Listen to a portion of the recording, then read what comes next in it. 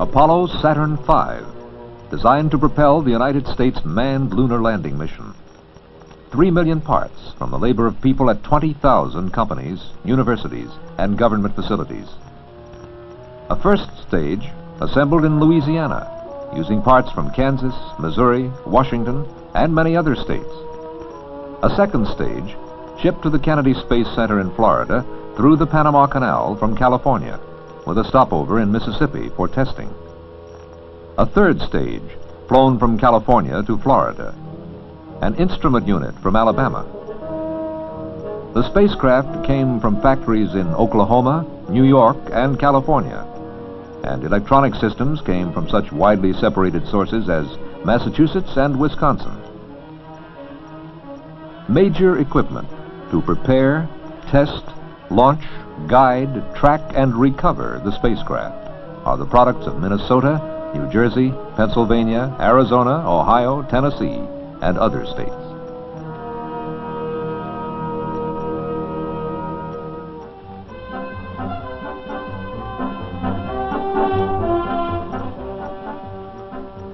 The Apollo 4 mission, unmanned, first flight for Apollo Saturn V, was launched into Earth orbit November 9, 1967.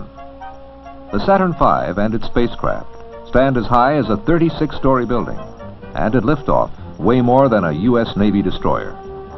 Its Earth orbital payload is 10 tons greater than John Glenn's entire Mercury Atlas space vehicle of 1962. It is moved from its assembly building by a massive crawler transporter over a roadway designed to handle the combined weight of more than 12 million pounds.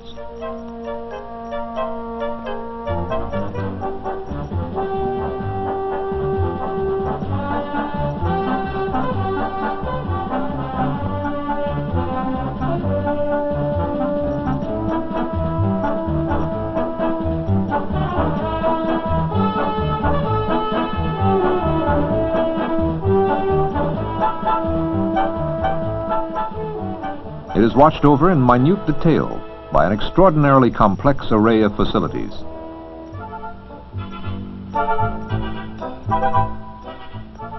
It answers to a chain of electronic eyes and ears that circle the world. And it flies a course dictated by an assembly of advanced computers. It is the result of the work of some 300,000 Americans in the disciplines of science, engineering, technology, and management.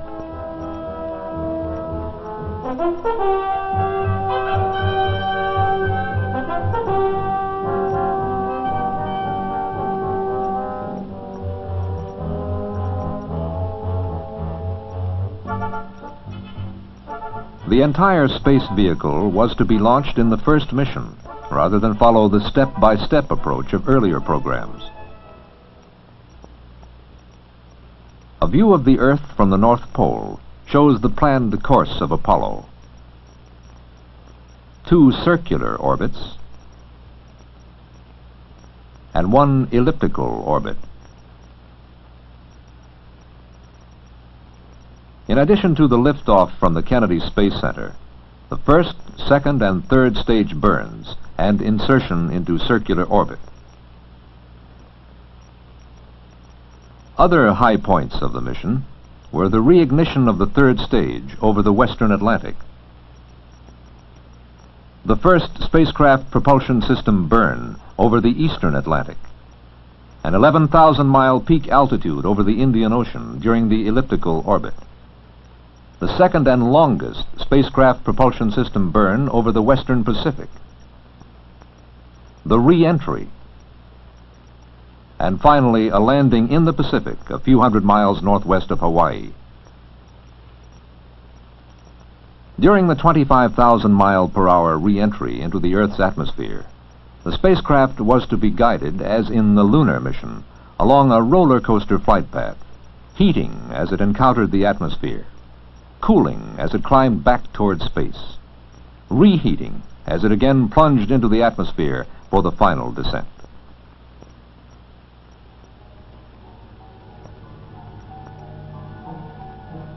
countdown for the launch started at the Kennedy Space Center at 6 a.m., November 7, 1967, with liftoff scheduled for precisely 49 hours later. Inexorably, launch operations moved forward. Minor problems were encountered, but readily solved. Apollo 4 was tested more persistently than any previous American space vehicle. There were no indications of systems malfunctions.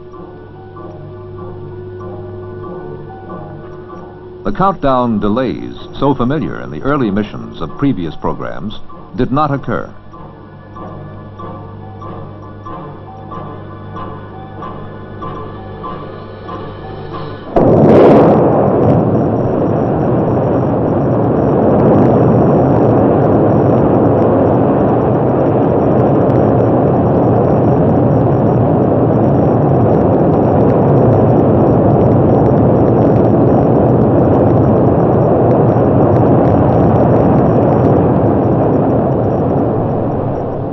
Almost exactly as planned, Apollo 4 lifted off at 1 second after 7 o'clock, November 9th, 1967, with its first stage delivering 7.5 million pounds of thrust.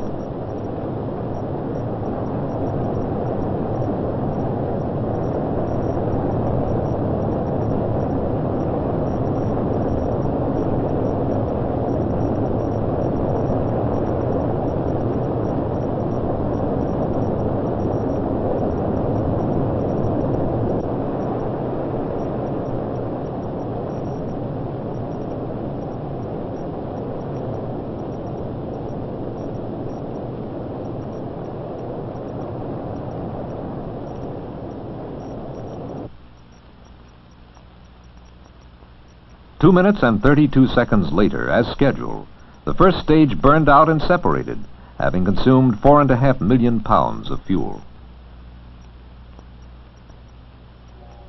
The separation and second stage ignition were also recorded by cameras carried on board the vehicle, 40 miles above the Earth.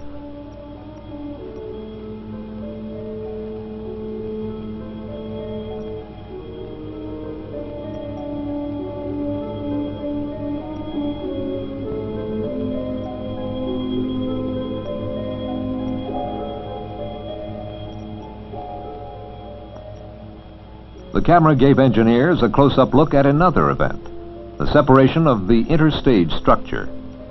This was critically important because clearances were extremely small between the structure and the engines.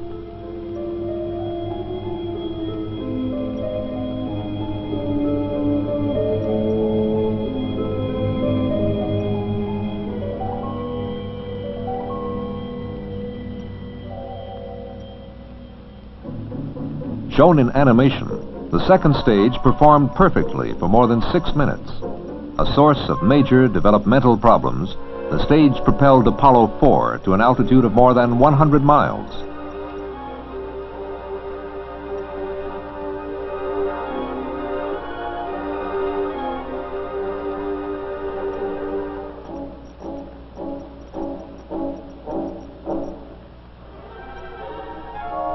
Like the first stage, the second stage cut off and separated almost exactly on schedule. The third stage ignited and inserted Apollo 4 into a circular orbit, where it would remain for some 3 hours.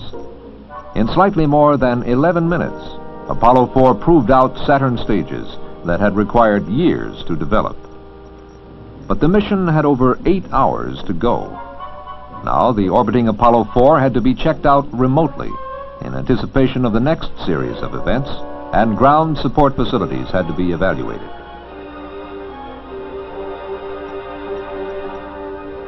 Flight controllers had to prepare the third stage for its first reignition in space, a capability which must be proved for the Apollo lunar mission.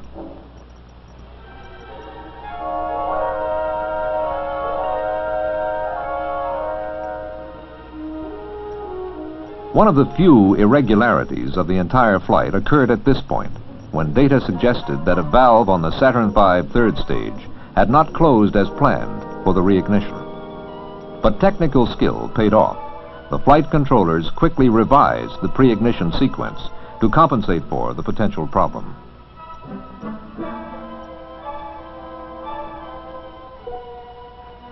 The third stage was fired as scheduled, propelling Apollo 4 into its elliptical orbit.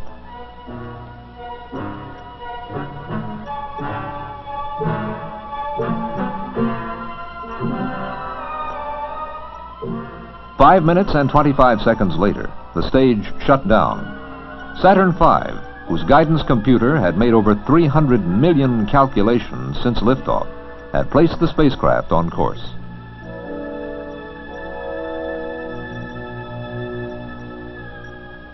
The third stage and a test model of the spacecraft Lunar Module fell away. The launch vehicle had done its job. A few moments later, the spacecraft's own propulsion system ignited and burned for 16 seconds, giving the spacecraft the velocity necessary to reach a peak altitude of more than 11,000 miles.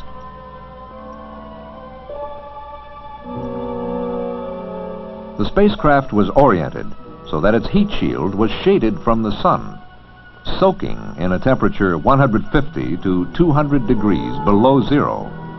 The contrast between this cold temperature and the extremely high temperatures of re-entry would put the heat shield to an especially severe test. As Apollo 4 climbed, a camera pointing out the spacecraft window photographed part of what a future Apollo command pilot will see of our planet. These photographs were selected from a series shot every 11.4 seconds during a 2-hour, 12-minute period as the Earth passed in front of the spacecraft window.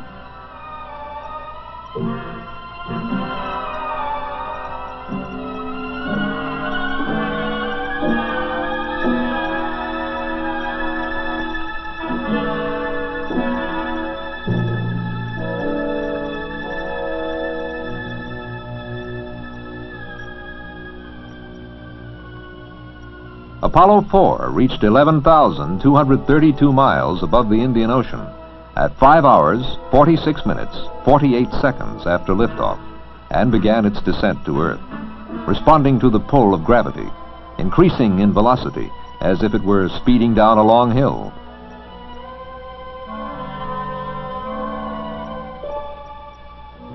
Some 2 hours, 20 minutes later, the spacecraft propulsion system again ignited, burning this time for 4.5 minutes. This burn accelerated the spacecraft toward a re-entry into the atmosphere at 25,000 miles per hour, the speed anticipated for the re-entry of the Apollo lunar mission. The command module, which would contain the flight crew in a manned mission, was separated, then oriented with its heat shield forward.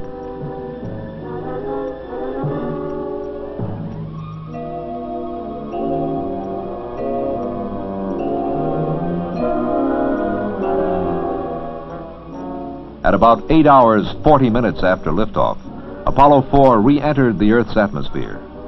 Temperatures on the heat shield, which was less than 3 inches thick, soon reached 5,000 degrees Fahrenheit. This was 1,000 degrees hotter than the launch pad flame bucket when Apollo 4 lifted off. Yet the temperature inside the command module never exceeded 70 degrees.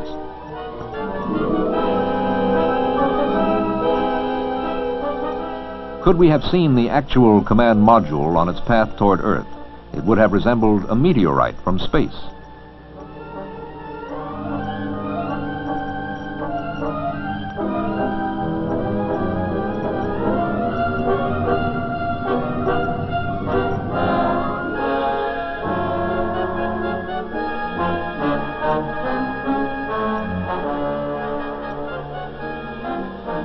The command module splashed into the Pacific Ocean within sight of its recovery ship, the USS Bennington. Although charred, the 5.5-ton command module, like the entire 3,000-ton Apollo Saturn V, had passed the test. Further, the chain of ground facilities and the launch and flight teams had shown themselves equal to the task.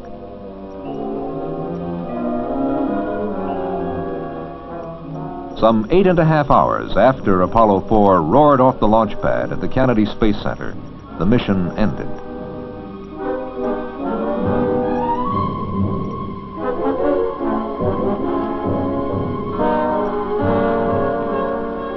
The road to the moon is a long and difficult one, and the flight of Apollo 4 is a successful beginning.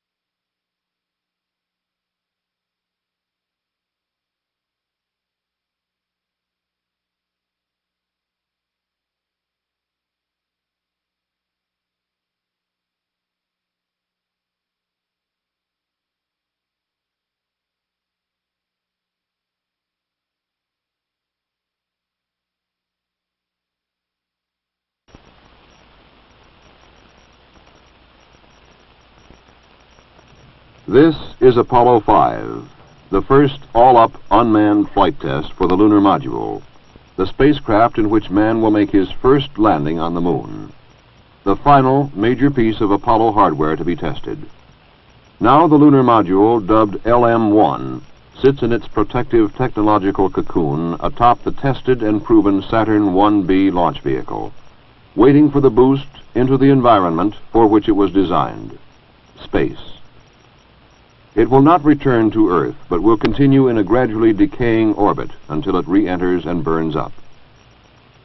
In the blockhouse at Cape Kennedy, the men have assembled to do the job. From Marshall Space Flight Center, from the Kennedy Space Center, and from the Manned Spacecraft Center, they have come to get the mission into orbit. RTC, will use Site Select, Guido, GNC, and ECOM to Mila. In Mission Control in Houston, flight controllers wait to take over command of the mission as soon as it lifts off the pad. Among these men are 4 who watch with special interest. Astronauts Jim McDivitt and Rusty Schweikert, who are scheduled to fly the first manned lunar module. And in a support room next to the control room, astronauts Frank Borman and Bill Anders, who will fly the lunar module on its rehearsal of the first manned lunar mission. Go flight. GNC. Go flight. Procedures. Go flight. AFD. Go. Network. Go flight. Computer soup. Go flight. RTC, you on AFD conference. RTC's on AFD conference. Roger. Best of luck. Number 2 is go. Okay, go ahead and reload. All flight controllers preconditioned for attachment 2 of the internal count. So men wait in tracking stations around the world for the flight of Lunar Module number 1. For it is their information that will tell us whether it is safe for man. But what is this craft called the Lunar Module? LM is a vehicle that has been designed for a particular job, and that job is to land on the lunar surface. It doesn't look like an airplane or a spacecraft in the old sense. It's not smooth. It's very thin skinned, has a descent propulsion stage, a large descent engine which will be used to land the vehicle on the lunar surface in a manner very similar to that of a helicopter, except that instead of using blades for a lift, we'll be using a rocket propulsion engine. And the upper stage, the cabin and ascent engine stage, will be used to lift off from the lunar surface and make the subsequent rendezvous with the command and service module. So the LM is really the taxi that provides the transportation between the orbiting command module and the lunar surface. The Lunar Module is a unique engineering concept. Designed and built on Earth, it is out of place on its native planet. The airless surface of the Moon, the empty reaches of space, this is where it belongs. The comfortable pull of Earth's gravity, the protective, life-giving atmosphere, these, to the Lunar Module, nicknamed LEM, are the hostile elements. Its engines cannot lift its own weight against the pull of the Earth. If it could fly on Earth, the aerodynamic forces of the atmosphere would tear it apart. So how do you test the lunar module before it flies in space? You test its engines in the man-made vacuum of an engine test stand. Its operating systems in gigantic vacuum chambers. You tumble it on stands in engineering laboratories. But the real test is when it flies. Roger, I am in flight control. Final status check, booster. Go. Retro. Go. FIDO. Go. Guidance. Go. Econ. Go. While the primary instructions for the mission are carried on board the LEM, the men on Earth in mission control can take over and fly it if necessary. But why all these elaborate precautions and details in an unmanned flight? Unmanned LEM-1 mission is one of the key missions in the entire lunar landing program. You must remember that the LEM is every bit as important as a spacecraft as the command module, the Gemini, or the Mercury was, and this is the first flight of the vehicle. Naturally, we'll all be looking at it with very, very keen interest. Flight CVTS Black 2, verify your go for launch. Roger, we are go for launch. Okay, all flight controllers, let's play it cool. Launch sequence start. 15, 14, 13, 12, 11, 10, 9, 8, 7, 6, 5, 4, 3, ignition command. Ignition detected.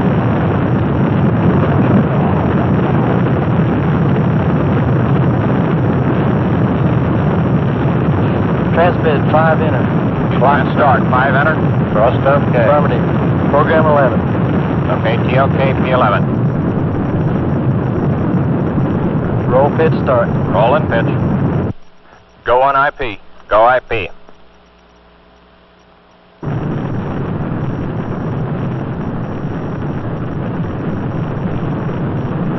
Stand by for nose. The launch and insertion into Earth orbit are on the nose. Cutoff plus 50. Roger, cutoff plus 50. The aerodynamic shroud is jettisoned. Roger, nose cap jet. Now the next critical step, the opening of the protective metallic petals and the separation of Lunar Module 1 from its cocoon. RTC booster, transmitting slot deploy. Roger. We are transmitting slot deploy. Okay, all flight controllers, we have slot deploy A and B relay indications, no physical monitor indication. Everything is nominal. We get a go for separation. On schedule, the reaction control engines of Lunar Module 1 pull it free of its protective cocoon. The space butterfly rests its wings before it flies. Now begins the long coast preparatory to the first firing of the descent engine. While the LEM coasts, tracking stations pinpoint its position and determine its orbit with accuracy. In Houston Mission Control, engineers are testing the many systems on board. The LEM, I think, is like a big line of dominoes, every one of which has an effect upon the one it's associated with. And nothing can occur in one that doesn't somehow affect the others or the total mission. So, LEM-1 coasts on, guided by its onboard programmer, seen only by the radar eyes of the tracking network, watched over by the men in mission control. We will not pulse the engine. The maneuver is go at this time based on the onboard. Roger, Houston. Roger, Houston is go for the burn. The lunar module nears the Australian coast. The Carnarvon tracking station takes command. The time is nearing for the first burn of the descent engine, the first rocket engine designed to be throttled, a necessary feature for a lunar landing. This will be its first burn in space. Mark, predicted ignition. Dips on. Dips on. 10%. 10%. Tone. We got a ping caution. Program caution. Roger. Dips off. But something goes wrong. Instead of the full 38-second burn, the engine shuts down after only 4 seconds.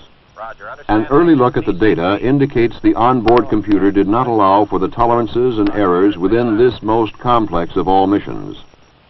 It shut down the descent engine when it sensed an error of less than 1.5 seconds. And computers don't argue. Capability of a crew, I think, is very significant in that you can change your mind in flight. You don't have to be restricted by the rather narrow capabilities of any pre-programmed mission. Faced with the unexpected, the computer made the only decision it could, and it was the wrong one. Now the success of the mission rests squarely on the team in mission control and in the tracking stations. The nominal plan is out the window. On communications lines all over the world, the alternates are discussed. But the final word must come from Flight Director Gene Kranz. I guess our best plan here, and I think the way we're going to go ahead, is alternate Charlie. Go ahead. In the attitude you've got. Go ahead. At 6:15 elapsed. Go ahead. Okay. The long throttle burn of the descent engine would be cut to 2 minutes and occur during its pass over the United States. Then the descent engine would go to 100% thrust preparatory for the biggest test of the mission, fire in the hole. Let's suppose that we're descending using the descent engine and suddenly we discover some fault in the descent or the ascent stage for that matter. Well, we would like to return to a safe lunar orbit. So what we would do is essentially abort, fire the ascent stage while it's still connected to the descent stage, and then milliseconds later fire the pyros that separate the two stages. Roger, you have dips arm. We show the ignition discrete. We show front chamber pressure. Front chamber pressure is come. We're burning, the rates are good. It's a good burn. We go. Over California now, up and down the power scale. The first rocket engine capable of controlled variations of its propulsion force is passing the test.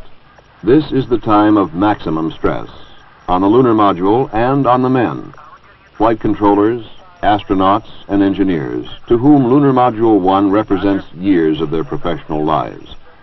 And now there is another factor. A second test for the ascent stage is a burn to depletion of its propellant. This was to come one orbit after fire in the hole to test the restart capability of the engine. Now, if it looks critical, this burn will be combined with fire in the hole. Max thrust. Raj. Launch stage. Staging. Raj, staging. Apps on. Okay, let's watch this. We got 60 seconds. Let's make a good go-no-go here. Flight fighter, we're looking at White Sands track. It is good. It's solid. We're go. The burn is good. Lunar Module 1 is performing fantastically well as a spacecraft. The shutdown order is given after 60 seconds of ascent burn. Now it is time for the burn to depletion. However, as the lunar module continues its flight, the Earth has rotated under it until it has moved nearly off the tracking range. LAM 1 will now pass over only one station, Hawaii, that can give the new and accurate information its computer needs, and can command the engine to restart. It looks like on the coming pass, Hawaii will send the update, and on the next, send the command signal. But now another problem crops up. Flight, we're going to run out of RCS and B here the way we're going. Okay, Jack, let's stay cool. Because of the new mode of flight, the Attitude rockets are running low on propellant. It looks as though these small but critical engines may not last for 2 more orbits. But an update of orbit information shows that Lunar Module 1 will just pass within range of the Carnarvon station, whose range has been extended by the addition of the tracking ship Coastal Sentry Quebec, CSQ. Flight Director Kranz makes his decision. Update at Carnarvon and fire at Hawaii. It's go for the burn. Guidance from flight, we're having a lot of dropouts. Roger, flight. ECOM, let him know when he's clear to command again. Go. But the pass over Carnarvon is too short. The full update does not get to the lunar module, including an instruction that would have drained some of the propellant from the ascent engine tanks into the tanks of the Attitude rockets. Without this propellant, it is doubtful if the final ascent burn can be ignited. Now it gets tight. Tank pressure is just enough. It has to be this orbit. The flight team is under the gun. Kranz's plan is time critical. The rest of the information will be sent up early during the Hawaii pass. After a quick guidance check, the ascent propulsion system will be fired. The signal to ignite the engine is PRA-5. Do you have clock and compare pulses? That's negative, Flight. We got a spacecraft reject on that. We don't show any clock compare pulses, Flight. Retransmit. Guidance execute PRA start. It's go. The burn works. Okay. And at shutdown, it holds. All systems are still operating as expected, beyond what was expected. It's been a tremendous test of the engine, and that's what it was all about. Do you want me to stand by here? Negative, you've done it all, and good work, Gary. Beautiful job. Throughout the flight of Apollo 5, the lunar module had performed magnificently. All systems operated either as predicted or far exceeded the predictions. The inability of an onboard computer to cope with a programming error was overcome by the infinitely more flexible mind of man. Hundreds of additional commands sent from Earth put the lunar module through a demanding real-time test.